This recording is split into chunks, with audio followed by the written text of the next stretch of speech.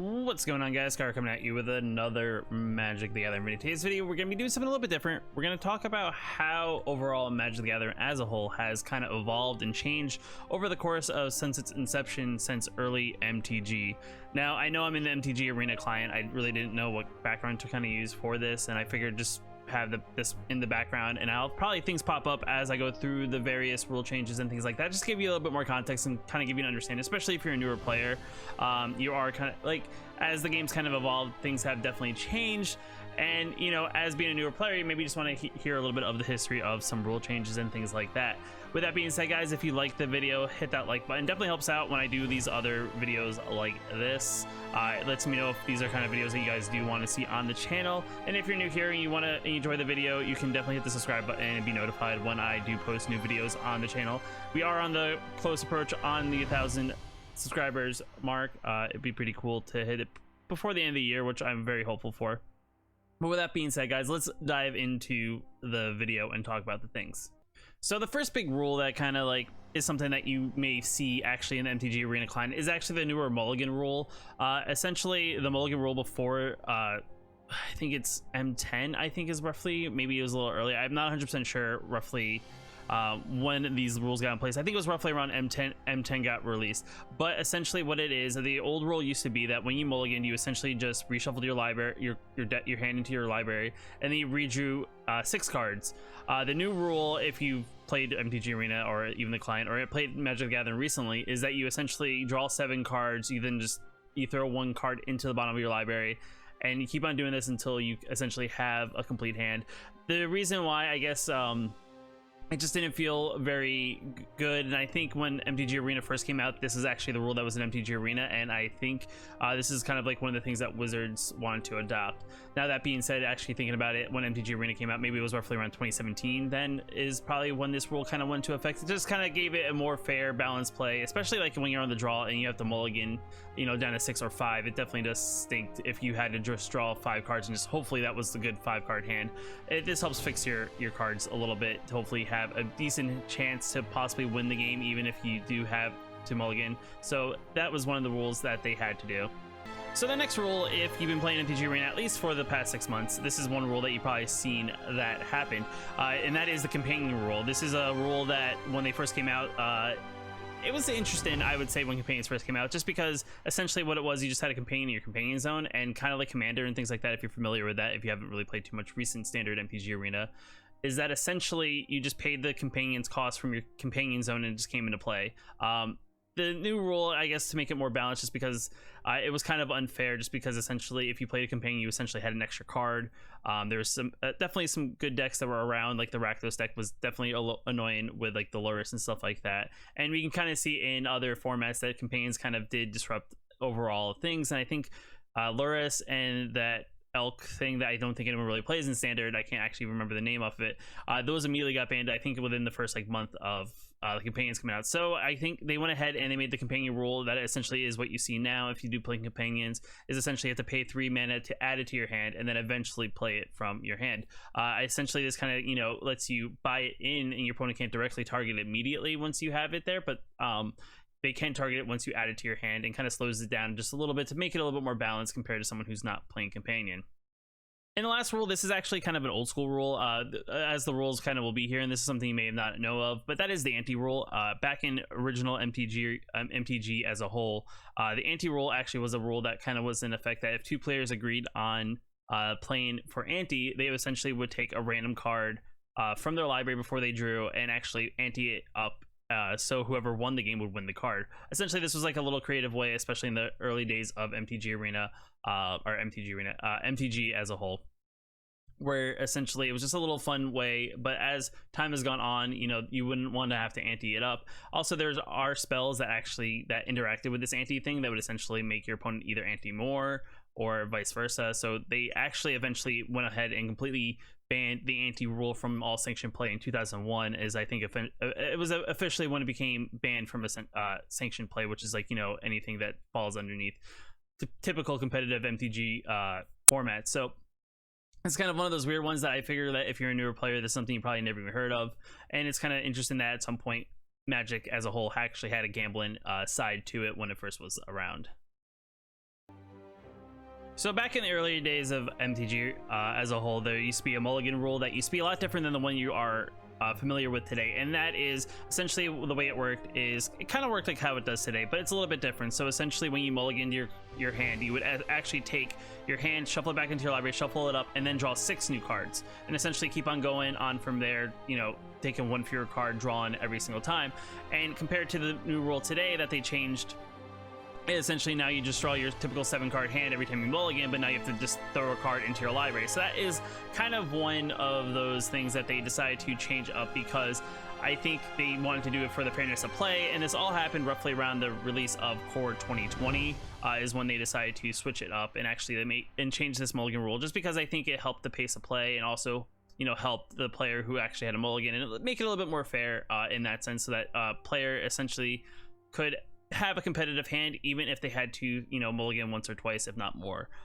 It's just one of those things that MTG decided to do after times, and as we've seen as you'll see in this video, that over time Magic the Gathering has shifted some rules just to make it a little bit more fairness of play and make games more competitive than kind of how things were run back in the day. So these next couple of rules here are kind of on the old school end, and these are things that you may not see, but back in the day there used to be a spell type called Interrupts, and essentially what it is actually a spell that was faster than an instant speed spell, and essentially would have a separate stack compared to anything. So essentially you would have to interrupt the interrupt spell with another fellow interrupt. That sounds very confusing, but typically you know how the stack kind of works. If you play an instant spell and your opponent plays an instant spell to counter that spell, and then you play an instant spell maybe to counter that spell, you know, you see that stack happen. But interrupts would essentially be that faster spell, and in, you know, a little bit as time went on, we've seen things like Split Second, which is another kind of thing that's kind of similar to interrupt, that's definitely faster than instant speed. But Magic kind of saw that this was like definitely discouraged some play, as you know, it kind of evolved in the earlier days. There's cards like Power Mana Sink and things like that, which essentially was an interrupt. Counter spells used to be an interrupt and stuff like that, and they wanted things to be a little bit more interactive and make things a little bit cleaner when it came to how the stacks kind of work, to kind of make it evenly played. So at some point, I think I would say probably like 1996, 1997 is when they kind of like took interrupts and they kind of blended them into just instant spells. So essentially, if you do play interrupts from back in the day, it just essentially works now as instant speed spell. There's nothing of that nature. They just kind of like evolved the rule into actual like just instant speed spells. So mana sources in all are just kind of like interrupts in the sense of how they work. Essentially, it is a separate stack. They resolve before the stack actually resolves, if there is a stack kind of going on the board. So essentially, the only way to interrupt a mana source would probably be to play an interrupt spell. But at some point, Magic, just like interrupts, saw that this was kind of like an unfair advantage, because this allowed people to resolve things that added additional mana to their mana pool when they played something like a Dark Ritual, and essentially allowed them to take advantage of these things. So if your opponent had an instant speed spell, they were not allowed to disrupt the addition of mana to your mana pool, and they just figured with 6th edition it was just a perfect time. You'll kind of see in some of these rules a lot of time when a core set comes out that this is actually like when they figured out a time to decently change up these spells and things like that. But it's also one of those interesting things that there were other card types in MTG as a whole back in the earlier days of the game, as it was slowly evolving and figuring out how it actually is the Magic of today. So this next one is something, if you've been playing Magic at least for the past like 10-ish years or so, and that is something called Mana Burn. You may have heard about it, but essentially what Mana Burn is, if you had any unresolved mana in your mana pool as you move from a phase, you would essentially take damage equal to each amount of mana that was in your mana pool. So if you had 2 mana in your mana pool floating, you would actually take that 2 points in damage to your actual life total. And at some point they figured, you know, that that was not a fun mechanic, especially that there were certain, you know, ways of play that kind of took advantage of this ruling. And I think if you look at some of the older cards, if you played something like a Mindslaver from back in the day, essentially you could like tap your opponent mana and leave it open. But I think the card actually read on the original rules from back in the day that it actually wouldn't your opponent wouldn't take Mana Burn if you control their turn. So essentially at some point, I think around M10, this is where this rule kind of came into effect, and they were like, let's just kind of get rid of Mana Burn, and essentially they were like, this is something that they wanted to do. The other thing, though, with the fact of the rule to Mana Burn is that they actually essentially changed on how mana empties from your mana pool. Essentially, before it would empty every time you move to a different phase. So you know how a turn is made up of 5 different phases. Every time you move into a different phase, that's when the mana pool emptied. They also in turn changed it to every time you end a step is actually when it empties. So when you go from the beginning step to the combat step and the end step, there's actually multiple phases there, or multiple steps there, and every time you go for one of those steps, your mana pool actually empty at that point. But you know, it was just one of those things that was kind of interesting that they decided to change, just because it was a kind of a weird clunky rule from back in the day, and it kind of allows you to do more interesting things, I think, essentially tapping down mana, you know, just to kind of like maybe play a spell. And sometimes you play a spell and, you know, you make additional mana and then you have that 1 or 2 mana left open and you don't have any use for it. It's kind of one of those it's kind of like one of those like unfortunate things that kind of got became a problem in those times. The other thing too that actually was kind of interesting that they kind of changed up is actually there used to be damage on a stack. So essentially just like, you know, a spell stack, there used to be a damage stack. So essentially when combat damage was assigned, you could block it into a particular creature and then sacrifice that creature maybe to do an effect. Cards like Mog Fanatic is a good one of this. It would block it into a 2/2. It would be able to sacrifice itself, dealing the 1 damage back at the creature it was blocking. Sakura Tri-Builder was another interesting one. It was a 1/2, I believe. It would essentially be able to be sacrificed, search your library for a basic land card, put it onto battlefield tapped, and essentially it would be able to block like something like a 2/1 or even chump block in general, and be able to possibly kill a creature and also then be able to search your library for a thing. And at some point Magic realized on how kind of like not broken but how kind of like clunky it kind of gets when you have all these additional stacks into the game, and they at the time of M10 they were probably like, this is probably a good time to kind of change this up. And essentially this allowed, you know, if you sacrifice a creature or did any sort of like effect where you sacrifice a creature or did something to a creature or anything like that, you would essentially, once the combat damage was assigned, that's it. You can then additionally like pump the creature like one way to deal X amount of damage to opponent's face, and also to, you know, pump it the other way to kind of give it enough toughness so to like a creature to get shocked. Couldn't sacrifice a creature to kill a creature and then also get the ability. Magic just kind of wanted to close it down and kind of, you know, be like, hey, once you assign blockers, that's it, other than possibly playing instant speed before damage was resolved. So that's the one thing they kind of changed. And some people for a while after this change, they were kind of on the favor that they really didn't understand why they would change damage on the stack. But all in all, I feel like now it's been like 10-ish years, or even more now, people have kind of forgotten about damage on the stack actually being a thing. And it's one of those things that maybe back in the day, when they first went into effect, maybe it was one of those things that really upset a lot of people. But I think as time went on and people saw how kind of like Magic has kind of evolved as a whole, it's kind of one of those things that's probably for the better. The next rule change actually is how the exile and / remove from game zone kind of works. So essentially before, when a card got exiled or removed from game, it essentially went back into like one of those zones, kind of like almost like the sideboard. And at this time too, Magic was like, hey, maybe this is where we now need to create the exile zone. And essentially what this did was kind of limit cards like Burning Wish or anything that allowed you to kind of search for a card outside the game, because essentially the way these cards worked, were allowed to kind of get something from you know, the outside of the game zone, which essentially would be a sideboard. And you know, because there was no designated zone for these particular cards, these cards were able to be accessed through wish cards, so you eventually were able to bring them back from your exile zone.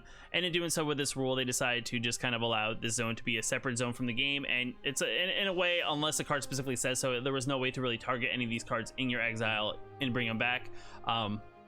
So essentially this is also another one of those weird rules that they decided to change up just that little smidge, just kind of like create a clear room from game zone, because before there was none. So it's kind of one of those interesting rules to kind of go with like M10 as a whole, to kind of rounded it out, as these kind of effects kind of all went into effect as in the game.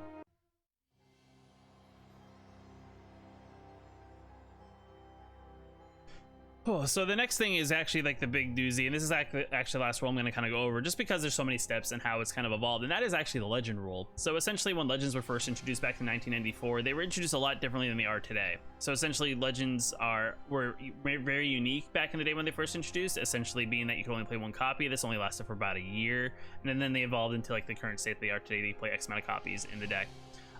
Then the other thing too is that the way they also worked until 2004 was that if I played a legend of a particular name, then you decide to play your legend of the same name, because we're playing like almost the same exact deck, because mine was out first, your legend would actually get removed from the game or destroyed essentially, because the longer stand-in one was stayed on the battlefield, which is actually fairly weird if you really think about it in today's Magic. This also included legendary permanents, so if you had a particular legendary land and I played the same legendary land, mine would get destroyed if yours was out like a turn earlier or a couple turns earlier. And if the only way to kind of get around this would be if I had a card that would be able to remove that particular permanent or creature from the battlefield, and that was kind of like very interesting. So in 2004 they decided to kind of drop the legend kind of rule and make it not a creature type.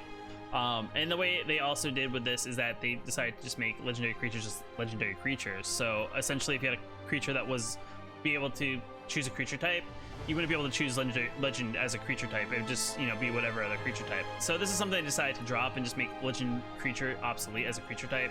So also in 2004, they decided to also change the way how legends work.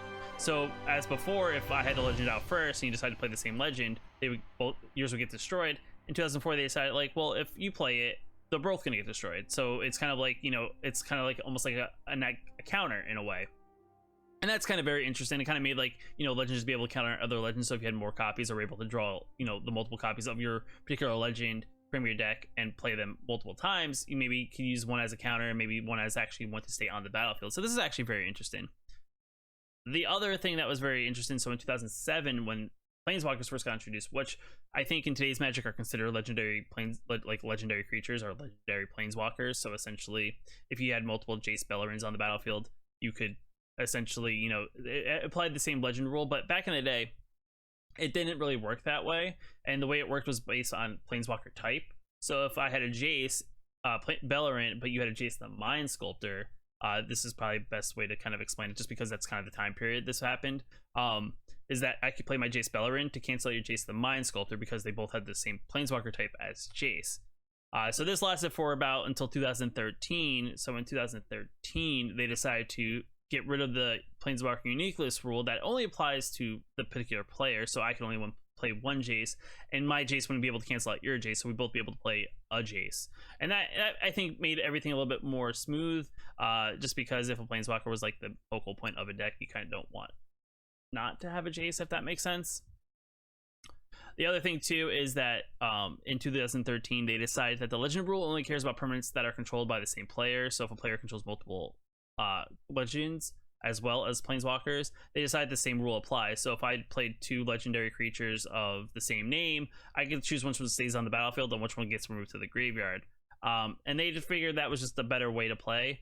And in that sense that, you know, why have the legends try to cancel out your opponent's legends? Why not just have it the same way as Planeswalkers? So they decided, like, at the same time, let's just make legendary creatures only affect the player who's playing them rather than both sides. Then in 2017, they decided to go completely like legend rule and also make Planeswalkers follow the same rule. So essentially now Planeswalkers follow the legend creature type instead of like the Planeswalker type. So now Planeswalkers now just work exactly like legendary creatures. So if I had like two Narsets of both different Narset types, which was a thing, you know, like less than a few months ago when Narset was legal from the prior set before rotation, essentially you could play two different Narsets now after 2017, and they wouldn't cancel each other out, allowing you to gain double the power from the Planeswalkers compared to as before. If I decided to play a different Narset, my other Narset would have canceled out that Narset, or essentially, you know, I would destroy my own Narset with another Narset. And I just think it added like a little bit more depth into like how Planeswalkers work as a whole, giving you a little bit more things like that. And it's kind of interesting to see the overall evolution of how legendary creatures got to where they are today and how they almost interact, to see where, you know, it almost like based on how your opponent's playing, that your legends almost affected their legends and vice versa. And it's very just interesting to see how the game has kind of evolved. I mean, these are some of the ones that I figured, these are some of the rules in general that I just thought were like ones that stood out. I did a couple, you know, from like more modern Magic that you kind of see today, and I kind of did some from way back in the day, just kind of give you an idea, especially if you're a newer player, of things that used to be a thing. And I figured, you know, is there an interesting rule here that you guys think stands out to you as being a rule that you've never heard of, or is there a rule that maybe I didn't go over that you find to be kind of interesting that Magic decided to change at some point and it completely changed on how certain things work? Let me know in the comments below. It definitely helps out so I can kind of see like what you guys think about the game as a whole when it comes to rules. If you like the video, guys, it definitely helps out to let me know that you guys want to see more videos like this by hitting that like button. If you want to know I post more videos, hit the subscribe button. You'll get notified when I post new videos on the channel. And until next time, I will see you in the next video.